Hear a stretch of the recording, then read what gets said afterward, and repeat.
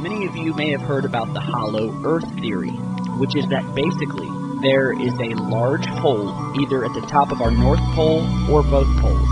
But mainly what's been talked about is a giant opening at the North Pole that is said to lead into the inner Earth, where there is land, there is an inner sun, supposedly.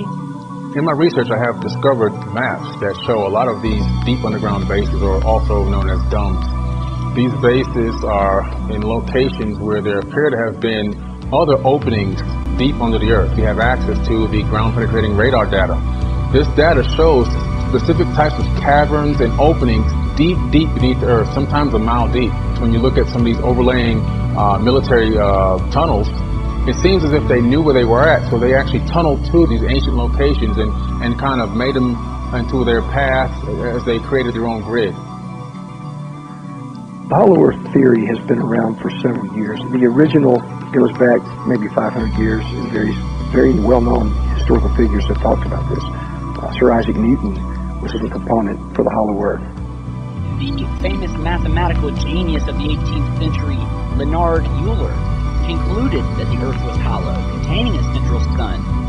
And Dr. Edmund Halley, who discovered the Halley Comet and was a Royal Astronomer of England, also believed that the Earth was hollow on the inside, the Nazi connection, and that there was a map from the Third Reich which showed several secret passages depicted, which were used by German U-boats to access these mysterious underground regions.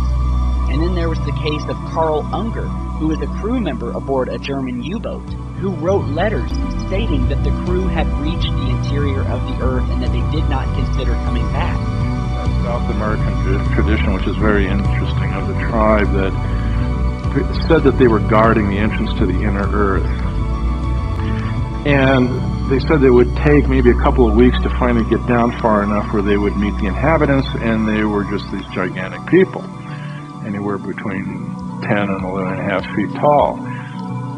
So, of course, the common idea is that, oh, this is just a bunch of mythology by primitive people.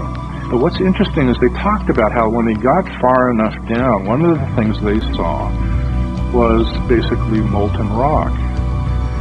And that's exactly what modern science tells us you should find underneath the Earth. And how would a primitive people know that? There are also areas where there's all this lush plants and food and the people living down there.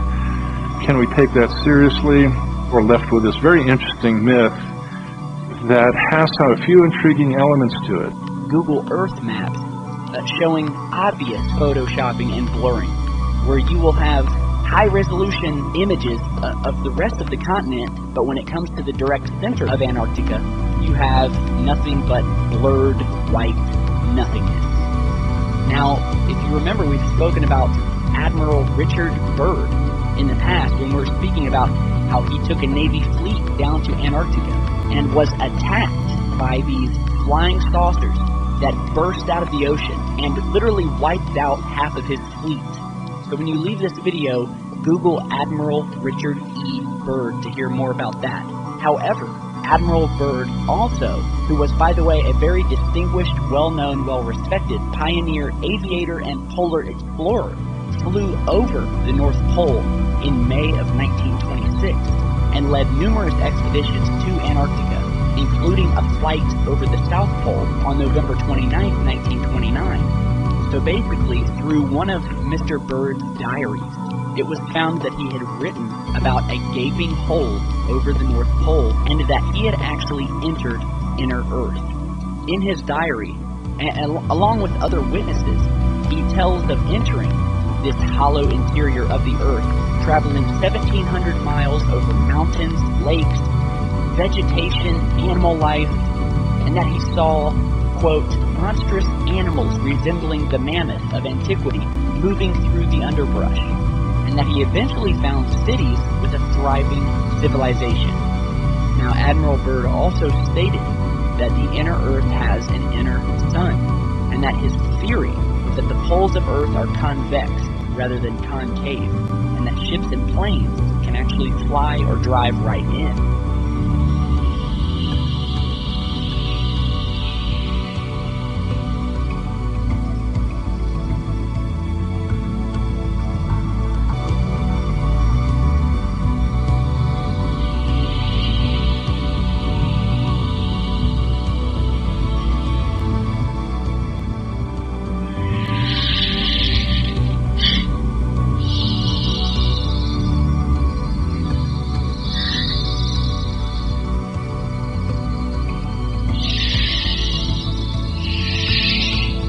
diametrically. If I had my gun, we'd have fresh meat for dinner.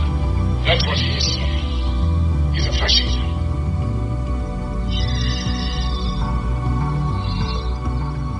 Can he swim? No, thank God. The Mahoxie Indians of Guyana and also of the northern Amazon basin have a very interesting legend concerning an entrance to the inner earth. And according to their legend, there is an entrance to the underworld there. And at one point, they were in charge of security over the entrance to this location. And according to their legend, they could descend into this world and come into contact with the very tall men who were basically giants, 15 feet tall, 12 feet tall. And they had been given this task of guarding this location and the entrance and not letting anyone else enter. Traveling for 15 days down into this cavern until they literally put down their torches, because there's these inner balls of light that will light you the rest of the way on steps that are 33 inches long. Eventually making it into caverns where food was growing, lit by 4 large sun-like discs that they couldn't even stare at, they were so bright. And they described the food as being apples the size of a human head, grapes the size of a human fist.